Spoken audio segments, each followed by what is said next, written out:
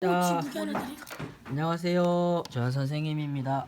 자, 오늘은 윤재, 혜경이, 안녕하세요. 명서, 안녕하세요. 네, 그리고 친입자 한 명과 함께 디딤 영상을 채소입니다. 올려보도록 하겠습니다. 자, 우리가 지금까지 배운 게 조선 후기부터 배웠어요. 제일 처음 시작이 안녕 정답이 제일 처음 시작이 뭐였지? 전란, 그죠? 네. 임진왜란, 병자. 병자호란 두 번의 전란에서부터 시작됐습니다. 전란이 끝난 다음에 뭘 했죠? 변화하려고 노력했지, 그죠? 네. 어떤 노력을 했나요? 세금도, 모내기법. 그쵸?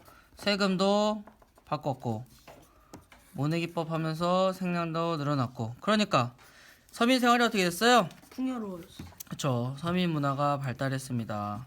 그래서 뭐 민화, 판소리, 또 뭐 있었죠? 뭐 공예품, 뭐 탈춤, 그림. 뭐 소설, 그림, 뭐 이런 거 많이 발달했었죠.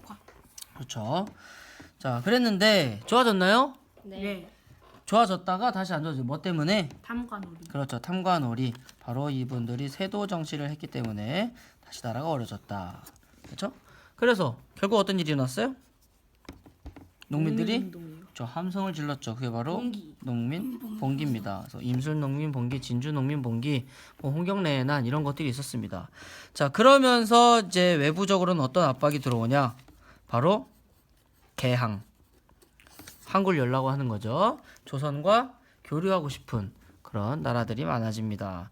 자, 그래서 이 개항을 하면서 어떤 일이 있었지? 지난 시간에 맨 처음 온 이양선 어느 나라 거였죠? 프랑스.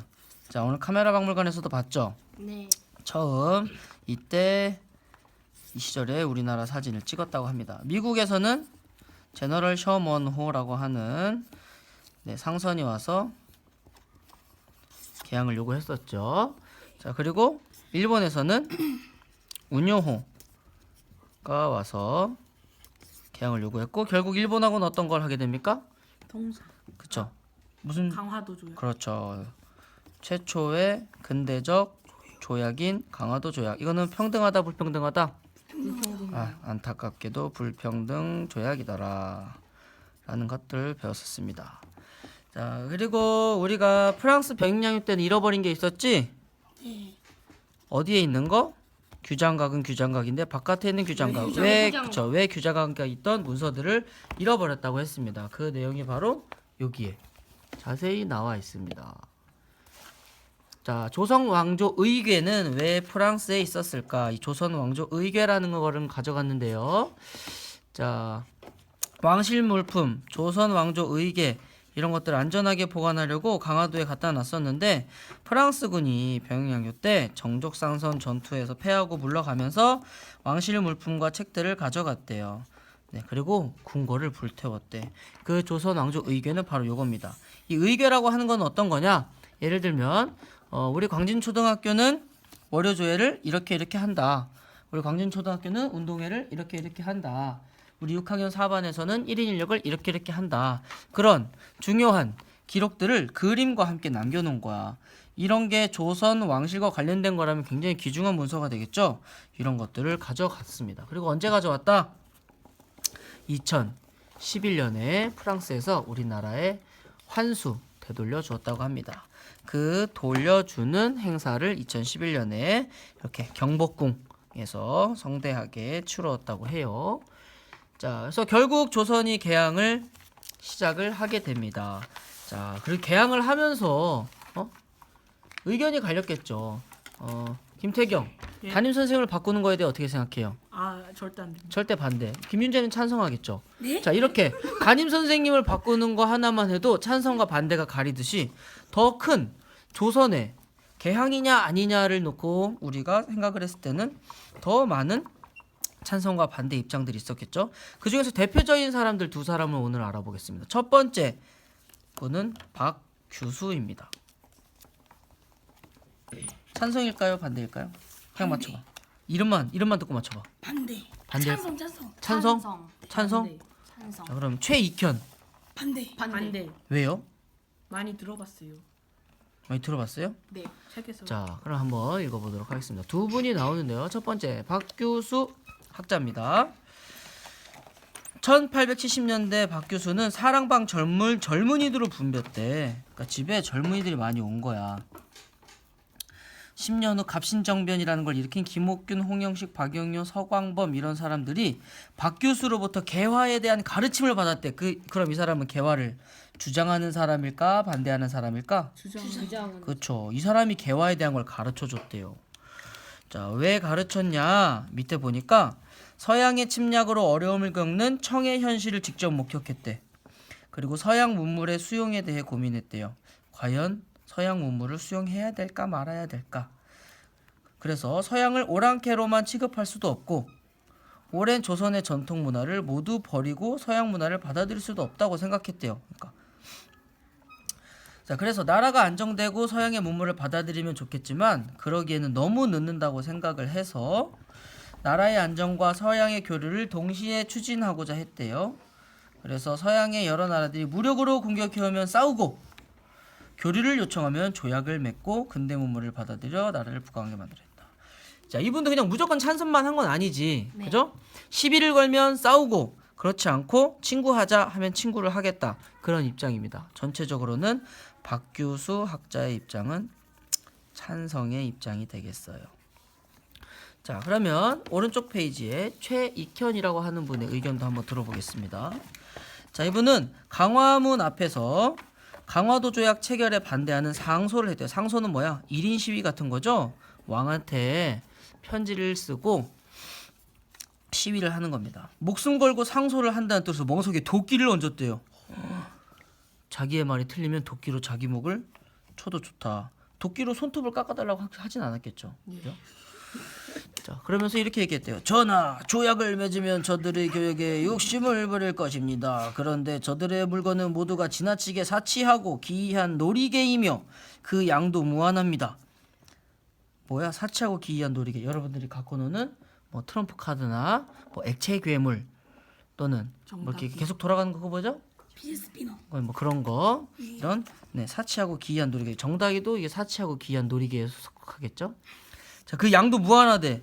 그래서 우리의 것은 대부분 백성의 생존과 관련이 있고 땅에서 나는 것이어서 그 양이 한정되어 있습니다. 그런데도 백성의 목숨이 걸려있는 한정된 물건을 사치로운 많은 물건과 교역하게 되면 백성의 마음은 망가지고 나라의 풍속은 문란해질 것입니다. 그러니까 우리나라 거가 좋은 게 있는데 외국의 문물이 들어오면 섞여서 이상해진다는 거죠. 원래 명소는 착한 친구였죠. 예. 근데 태경이를 만나서 어떻게 됐어요? 엄청 더 나빠졌죠. 착해졌어요. 더 착해졌어요? 예. 그럴까요? 네, 전혀 그렇지 않습니다. 아무튼 네, 좋은 쪽으로든 나쁜 쪽으로든 변할 우려가 있죠. 변할 확률이 있습니다. 그래서 이 사람은 어떻게 생각했냐면 명서처럼 이렇게 착해지면 좋겠지만 나빠질 거라고 생각한 거야. 그래서 몇 년이 지나면 우리 땅과 집이 황폐해지고 나라가 망할 거라고 생각했대요. 자, 그런데 이 상소는 받아들여지지 않았답니다. 그리고 흑산도라는 데로 유배를 당했대요. 다행히 도끼로 어떤 큰일을 당하시진 않은 것 같아요.